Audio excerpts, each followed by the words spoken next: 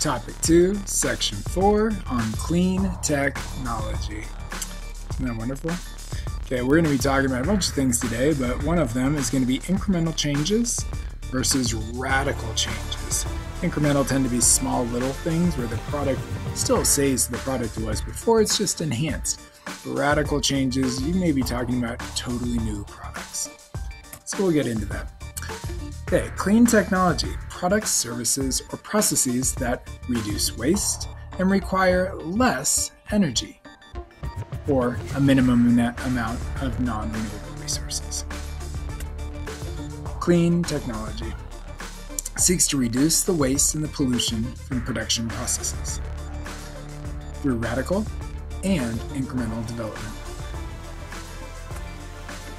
Clean technology found in a broad range of industries, including water, energy, manufacturing, and transportation.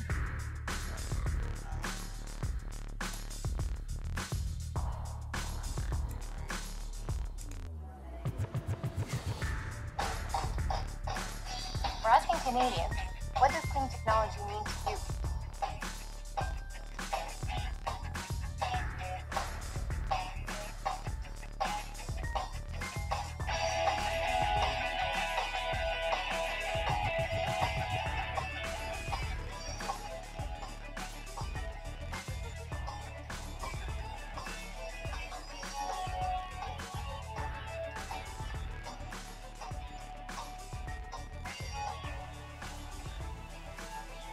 We're looking for your ideas. Have your say and tell us what clean tech looks like to you by joining the discussion.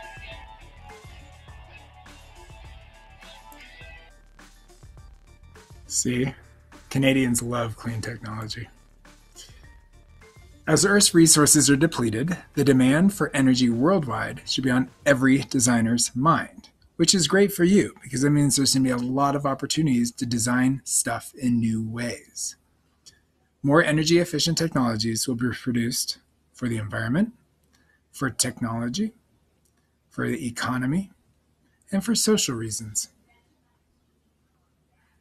On the right, you can see a chart that shows the amount of reserves of what we thought we had at one point, and it changes, to what we think we'll have into the future, at least what we'll have access to. Drivers for cleaning up manufacturing, promoting the positive impacts, ensuring neutral impact or minimizing negative impacts, reducing pollution and other energy, and reducing wastage. Look at that manufacturing plant down there. Doesn't it look lovely? It's all green with trees and solar panels and greenhouse roofs, a windmill. Who wouldn't want that? Drivers for cleaning up manufacturing, Part 2. International legislation and targets for reducing pollution and waste. End of pipe technologies. Incremental and radical solutions. System level solutions. All right, let's talk about these a little bit. International legislation and targets means that not just one country, but lots of countries agree on certain targets and to hold their people accountable to meet those targets. End-of-pipe technologies mean that when a manufacturing plant is running and it's giving off CO2, maybe it's giving off other toxins into the air or into the water, end-of-pipe means it's a measurement of what is coming out of that facility when it's in operation. So it is adjusting the way they do things, making them better, so that in the end, the effect that they're having is less. System level solutions would be a little different than end of pipe because you're not just looking at the end, you're looking at how you're doing things all along the way and making enhancements to the process every step of the way with the same purpose of cleaning up the end product of manufacturing. So the role of legislation to provide an impetus for manufacturers to clean up their manufacturing process.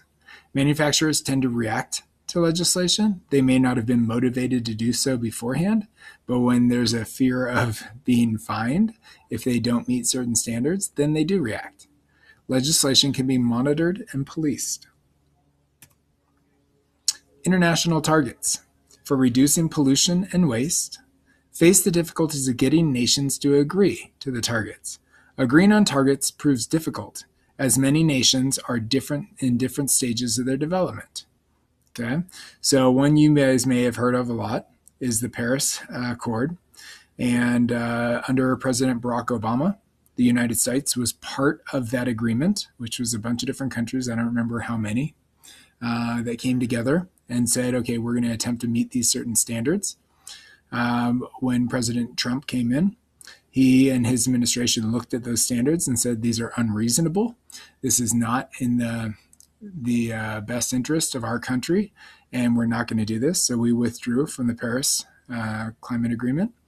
There was a lot of criticism about from both sides. There was criticism for us joining in the first place from one side of the aisle. There was criticism for us pulling out of it from the other side of the aisle.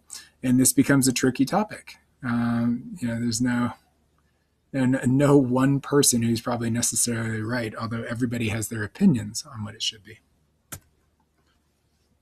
Is it ethical to prevent a developing country from producing high carbon emissions through their industrial development? Developed countries have been the main generators of carbon emissions through their own industrial revolutions and economic developments. Here's what that's saying. The United States, when it went through its industrial revolution, at the same time that most of Western Europe did, made all kinds of pollution and degraded the environment. We then, as we developed as a country, got to the point where we could reflect and change the ways we did things to benefit our environment. So is it fair for us to look at countries that are now going through that a long time after us, they're still developing, and to criticize them for the way they do things? Incremental solutions. If we look at these light bulbs, maybe they're a good example of incremental solutions, although you could probably make the argument that these are radical changes. Products which are improved and developed over time, leading to new versions and generations. Incremental development. A manufacturing process that requires major refits and the addition of new elements to a manufacturing process. Often, manufacturing processes are improved in terms of efficiency and the amount of embodied energy over time, also known as end-of-pipe solutions. Okay. The little picture on the bottom right shows you what the end of pipe might be like. Okay, I would say the reactive option on the top right, if you're just looking at what's coming out of the facility, and that's where you're being measured and held accountable, and all you're doing, you're running all your processes the same, you're just filtering things better at the end. That's a good thing because you're giving off less, but you didn't really attempt to overhaul all your processes. All you did was attempt to make sure you didn't exceed whatever the standards were. The image on the left with the Porsche shows kind of an evolution of a car. Okay? Those would be incremental changes because in the end, it's still a Porsche, and people buying a Porsche want it to be a Porsche. So you don't want to change it too much. If it was too different, it would be a radical change, and people would no longer recognize what it was originally. Radical solutions, where a completely new product is devised by going back to the roots of the problem and thinking about a solution in a different way, can make a great and sudden impact, can require the replacement of the whole system, also known as system-level solutions. So you're not just putting on a Band-Aid on the end of it, you are changing every step of the way. Internationalmindedness, the development of clean technology strategies for reducing pollution and waste can positively impact local, national, and global environments. TOK. International targets may be seen to impose the view of a certain culture onto others. Can one group of people know what's best for others? For example, when we get a bunch of countries together and we all attempt to agree on certain standards that some of those countries might be able to hit and others might not be able to hit, does that make one group good and one group bad, or one group right and one group wrong?